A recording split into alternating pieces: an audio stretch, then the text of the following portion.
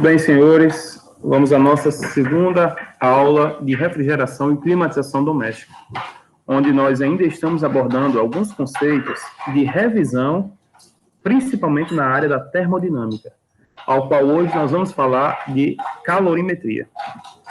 Então, a aula de hoje tem como objetivo capacitá-los a analisar e interpretar fenômenos físicos relacionados à temperatura, calor e princípios de transmissão de calor, onde os conteúdos abordados nessa aula serão energia térmica, calor, formas de calor, caloria, capacidade térmica, calor específico, relação entre calor específico e capacidade térmica, quantidade de calor sensível, troca de calor, calor latente, mudança de fase, tipos de vaporização, leis gerais de mudança, curvas de aquecimento e resfriamento e a influência da pressão na mudança de fase. Certo? Então, a nossa bibliografia principal para essa revisão é a apostila de curso de formação de operadores de refinaria da Petrobras, no qual trataremos do capítulo que tange a calorimetria. Certo? Então, quando analisamos microscopicamente um corpo no estado sólido, líquido e gasoso, podemos perceber que no estado sólido, as partículas que constituem o corpo possuem uma grande vibração em torno de sua posição, perfeitamente definida no interior do corpo. Já no estado líquido, as partículas, além de vibrarem, apresentam movimento de translação no interior do líquido. E no estado gasoso, as partículas, além de vibrarem intensamente, também transladam com grande velocidade no interior da massa gasosa. Podemos concluir que as partículas constituintes do corpo possuem energia de agitação.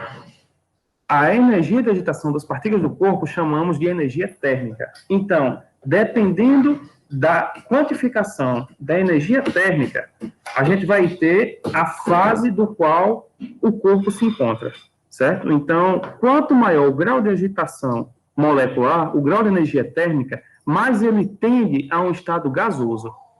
Quanto menor, mais condensado no estado sólido. Então, calor e formas de calor. Então, o calor é uma forma de energia em trânsito, certo? Então, para que haja calor, é necessário ter um fluxo energético, de maneira espontânea, do corpo de maior temperatura para o de menor temperatura. Então, sempre o processo espontâneo ele sai da maior temperatura para a menor temperatura, certo? Professor, é possível a gente fazer o inverso? É possível, porém, ele vai ser não espontâneo, certo? O curso de refrigeração basicamente faz isso. Então, a quantidade de energia térmica recebida ou perdida por um corpo pode provocar uma variação de temperatura ou uma mudança de fase. Importante essa relação. Certo? Então, a energia térmica, ela pode gerar uma variação de temperatura, que é o que a gente chama de calor sensível, ou uma mudança de fase, a temperatura constante, que é o que a gente chama de calor latente. Se ocorrer a variação de temperatura, o calor responsável por isso, chama-se-á calor sensível, conforme já expliquei. Se ocorrer mudança de fase, o calor chama-se-á calor latente, conforme também acabei de explicar. Então, a caloria, podemos entender uma caloria como sendo a quantidade de calor necessária para que 1 grama de água pura, sob pressão normal, tenha sua temperatura elevada de 14,5 graus para 15,5 graus. Capacidade térmica. Então, a capacidade térmica ela está relacionada com o calor e com a diferença, ou seja, a variação de temperatura. Certo? Então, todo material vai ter uma capacidade térmica. Por exemplo, vamos supor que uma quantidade de calor igual a 500 calorias fosse fornecida a um corpo A e que a temperatura se elevasse a 50 graus. Entretanto, fornecendo-se a mesma quantidade de calor, 500 calorias, ao outro corpo B, observa-se uma elevação de temperatura diferente, por exemplo, de 100 graus. Assim, calculando as capacidades térmicas, dos corpos A e B citados, teremos que a capacidade térmica A é 10 calorias por grau e a capacidade térmica B são 5 calorias por grau. Ou seja, quanto maior a capacidade térmica de um corpo, maior será a quantidade de calor que devemos fornecê-lo a ele para provocar uma determinada elevação à sua temperatura. De mesmo modo, maior será a quantidade de calor que ele deve ceder para que sua temperatura sofra redução. Então, importante entender que quanto maior a quantidade de calor, mais a gente tem que fornecer energia para ele, certo? Quanto maior a capacidade térmica, maior será a quantidade de calor que devemos fornecer a ele para provocar uma determinada elevação na sua temperatura, certo? Muito importante esse entendimento aqui. Calor específico. O calor específico de uma substância representa a quantidade de calor necessária para que 1 grama da substância leve a uma temperatura de 1 grau, certo? Então, todo material, ele vai possuir um calor específico, certo? E diferente desses calores específicos, ou seja, desses materiais, nós teremos uma menor ou maior necessidade de ceder ou absorver calor no meio, dado por essa matéria. Quantidade de calor sensível. Então, a quantidade de calor sensível necessária para que um corpo sofra apenas variação de temperatura. Ela considera como a quantidade de calor necessária, certo? Para variar a temperatura, sem que ocorra mudança de fase, certo? É denominada quantidade de calor sensível. Então, é importante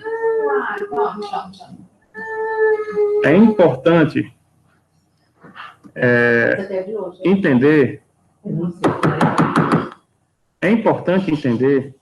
que o calor sensível está relacionado com a variação de temperatura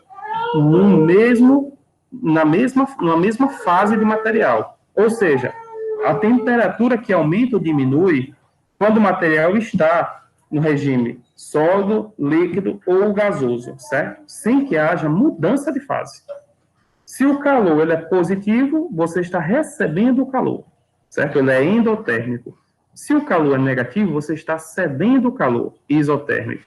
Se o calor é igual a zero, não há troca de calor. Ou seja, equilíbrio térmico.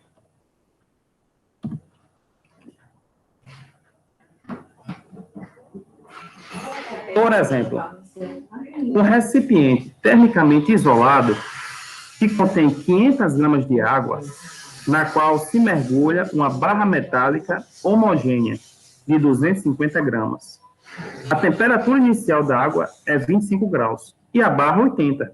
Considerando o calor específico da água igual a 1 caloria por grau Celsius e a do metal igual a 0,2 calorias por grau Celsius e desprezando a capacidade térmica do recipiente, determine a temperatura de equilíbrio térmico. Então, ele quer saber o equilíbrio térmico que vai dar nesse sistema, ao qual a gente pegar o sistema 1, água, e o sistema 2, água, e juntá-los. Então, a gente vai ter que fazer uma análise ponderada desse calor.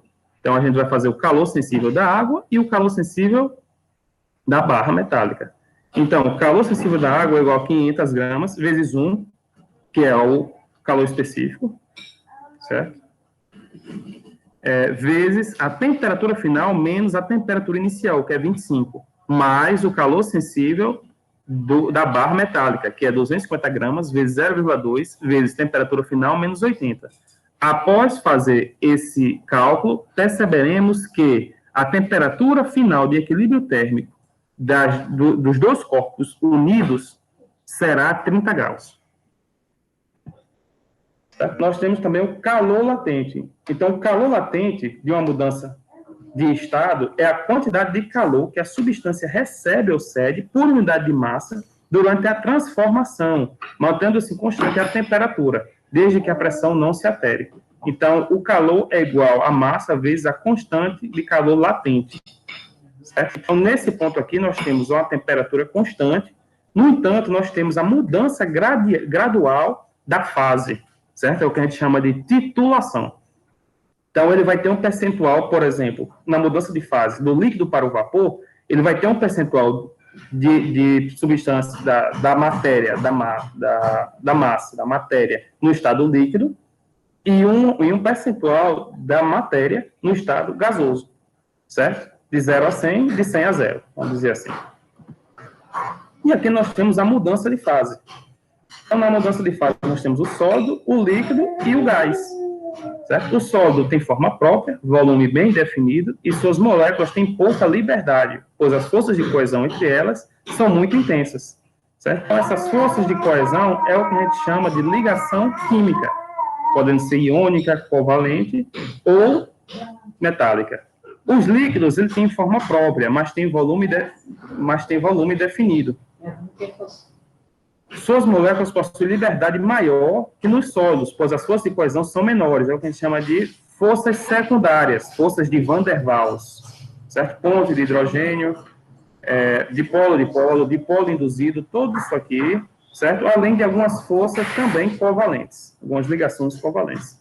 E os gases não possuem nem forma nem volume definido, devido às fracas forças de coesão. Suas moléculas têm grande liberdade. Então, no processo de mudança de fase, nós vemos aqui a mudança do sólido para o líquido, chamado fusão, do líquido para o sólido, chamado solidificação, do líquido para o gás, chamado vaporização, do gás para o líquido, chamado condensação. E tanto do sólido quanto para o gasoso, nós temos a sublimação. No entanto, é importante saber a seguinte coisa, quanto ao grau energético das mudanças de fase. Então, por exemplo, se eu saio do sólido para ir para o gasoso, é necessário que eu receba calor, ou seja, é um processo endotérmico. A seta que vai do sólido para o gasoso é um processo endotérmico, certo? A matéria precisa absorver calor para se transformar em gás. Já do gás para o sólido, nós temos um processo exotérmico, ou seja, o gás tem que desprender energia para se condensar, certo? Para transformar-se no sólido, certo? Conforme a gente acabou de falar aqui. E nós temos também o tipo de vaporização. O tipo de vaporização ele pode ser evaporação, ebulição ou calefação. E ela está muito relacionado com a velocidade do processo. Por exemplo, na evaporação você tem um processo mais lento. Na ebulição, você tem a uma determinada temperatura. Certo? Processo em uma determinada temperatura. Por exemplo, a ebulição da água, 100 graus. E na calefação, você tem um aquecimento brusco, certo? Uma mudança de fase brusca. Por exemplo, você tem uma chapa quente e você joga água. Então, ela calefa, certo? Nesse momento. Aqui nós temos a curva de aquecimento e resfriamento, do qual nós temos aqui, nessa zona, calor sensível, calor latente, calor sensível, calor latente, calor sensível. Entendendo esse gráfico de temperatura por calor, você é capaz de entender toda a aula de hoje. Certo? E aqui nós temos algumas influências da pressão na mudança de fase. Então, o aumento da pressão acarreta em uma diminuição da temperatura de fusão. Importante isso. Um aumento da pressão dificulta a ebulição.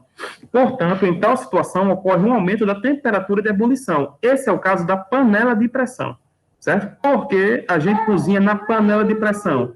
Porque com a maior pressão, é capaz a gente atingir temperaturas maiores sem que a água evapore. E o aumento da pressão acarreta um aumento da temperatura, certo? Então, é diretamente proporcional. Finalizamos a aula de hoje.